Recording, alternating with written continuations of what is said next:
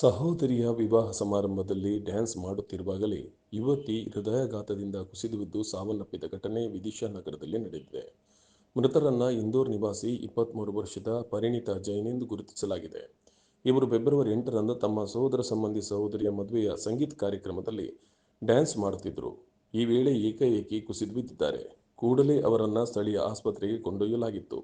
ಆದರೆ ಆಕೆ ಆದಾಗಲೇ ಸಾವನ್ನಪ್ಪಿದರು ಎಂದು ವೈದ್ಯರು ತಿಳಿಸಿದ್ದಾರೆ.